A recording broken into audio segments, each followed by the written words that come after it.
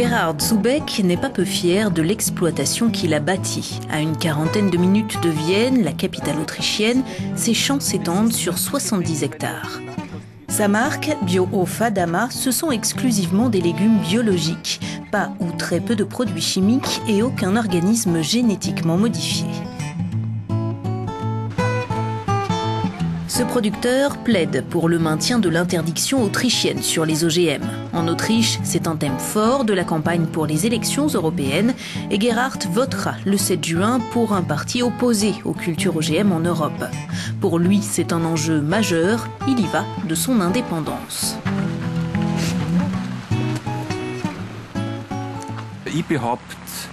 Je pense que nous assistons à un jeu de pouvoir où il est question d'argent, d'influence et de brevets.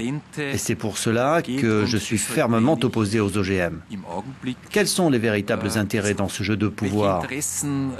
La technologie des OGM est l'instrument de la mafia des OGM, d'une poignée de compagnies qui sont impliquées dans ce business. Les Autrichiens ont rejeté l'autorisation de culture OGM lors d'un référendum en 1997. Mais l'autorité européenne de sécurité des aliments a déclaré certaines semences génétiquement modifiées sans risque pour les producteurs et les consommateurs. Depuis, la pression monte en Europe.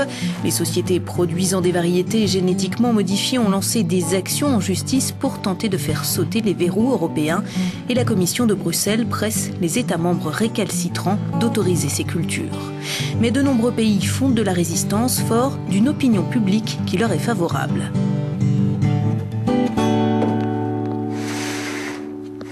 Klaus Feissner est l'auteur de nombreux articles et livres aux titres évocateurs tels que OGM danger. Comment explique-t-il ces doutes grandissants des agriculteurs, des consommateurs et des responsables politiques face aux recommandations scientifiques de l'EFSA ? Le premier point, c'est que l'EFSA, l'autorité européenne de sécurité des aliments, n'est pas digne de confiance. Il y a une raison très simple à cela. L'EFSA tient ses études directement des sociétés de génie génétique comme Monsanto. L'EFSA les regarde rapidement et les transmet telles qu'elles lui ont été soumises par Monsanto. C'est juste une validation. Deuxième point, l'EFSA ne dispose même pas de son propre laboratoire.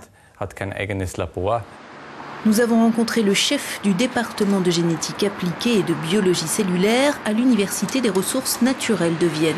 Joseph Glössel a lui une autre préoccupation, la croissance de la population mondiale qui nécessite une nouvelle révolution verte.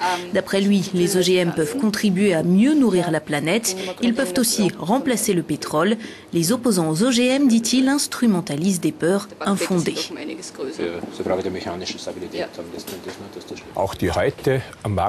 Les variétés végétales qui sont sur le marché aujourd'hui ont été créées artificiellement par croisement et hybridation. Il n'y a pas de différence fondamentale entre l'hybridation traditionnelle des végétaux et le génie génétique. Mais en ayant recours à l'ingénierie génétique, vous pouvez agir de façon plus ciblée. Par conséquent, nous ne devrions pas nous laisser influencer par des arguments ésotériques prétendant que la nature est forcément bonne et que toute activité humaine est forcément néfaste. Le libre choix ne doit pas consister à privilégier une direction plutôt qu'une autre. Nous avons besoin de pluralité, de choix multiples et d'options. Direction l'aéroport où nous interrogeons le ministre autrichien de l'Agriculture avant qu'il s'envole pour les États-Unis. Niki Berlakovic est membre du parti conservateur pro-européen EVP. Au programme de sa visite outre-Atlantique, il y a aussi la question des OGM. L'Autriche veut rester vierge de tout OGM. Je soutiens l'Europe, c'est notre projet commun. Mais je ne vois pas pourquoi tous les États membres doivent décider ensemble si l'Autriche peut rester ou non un pays sans OGM. L'Autriche a le droit de décider de ce qui la concerne elle seule. Je me bats pour cette autodétermination. Rester sans OGM nous garantit une alimentation de meilleure qualité. Libre de tout OGM, c'est aussi le slogan du Parti vert autrichien à la veille des européennes. Dans le paysage politique autrichien, tous ont la même position. Sur ce point, plus qu'un autre, il y a consensus national. Peter Weisch est l'homme qui a poussé au référendum il y a 12 ans. Diplômé de biologie, chimie et physique, il tente de diffuser ce qu'il appelle l'éthique environnementale. Une agriculture à petite échelle et variée est la meilleure garantie d'une offre alimentaire durable dans le monde. Le génie génétique appliqué à grande échelle détruit ces structures. Tout le monde parle du principe de subsidiarité dans l'Union européenne. Au nom de ce principe, des régions devraient pouvoir interdire les cultures génétiquement manipulées pour s'exclure d'un éventuel revirement pro-OGM au niveau européen. Si les régions européennes étaient obligées de lever leur interdiction sur les OGM, cela constituerait une violation du principe de subsidiarité. Environ 80% des Autrichiens, des Allemands et des Grecs sont hostiles aux aliments génétiquement modifiés. En France et en Hongrie, ils sont 70% à rejeter les cultures OGM. L'Autriche est aussi la championne européenne du bio. Dans la région du Burgenland, un agriculteur sur 5 produit bio. Le président de l'organisation régionale des exploitants. En Autriche, nous sommes orientés vers un mode de production proche de la nature. Nous avons un pourcentage très élevé d'agriculture biologique.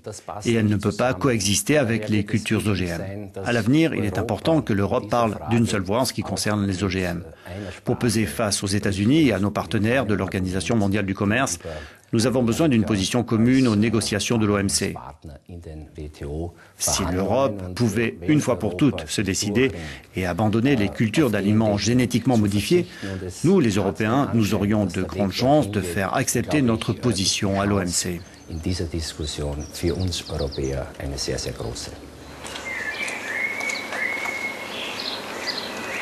Le renouvellement du Parlement autrichien aura-t-il une influence sur ce sujet? Chez Biohof Adama, on l'espère, comme dans une large part de la population autrichienne. La mouvance anti-OGM profite en tout cas à Gerhard Zubeck. 4500 clients ont opté pour son panier bio. Chaque semaine, le livreur vient frapper à leur porte.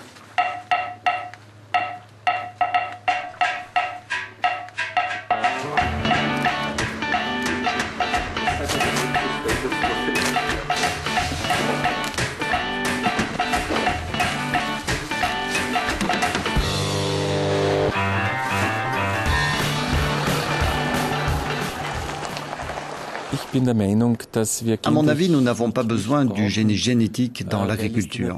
Pendant des milliers et des milliers d'années, la nature nous a fait don d'une incroyable variété de végétaux. Ce serait très dangereux si l'homme essayait de remplacer Dieu. Nous ne devrions pas toucher au fondement de la nature parce que nous n'avons pas assez d'intelligence, de raison et de discernement pour le faire. Pour faire disparaître les parasites, Gerhard envoie des coccinelles dans ses champs. Pour faire disparaître l'abstention, en revanche, aucun remède en vue. À peine 34% des électeurs sont certains d'aller voter aux européennes. En Autriche, ils ne sont que 1 sur 5. La démocratie européenne serait-elle une espèce en danger ?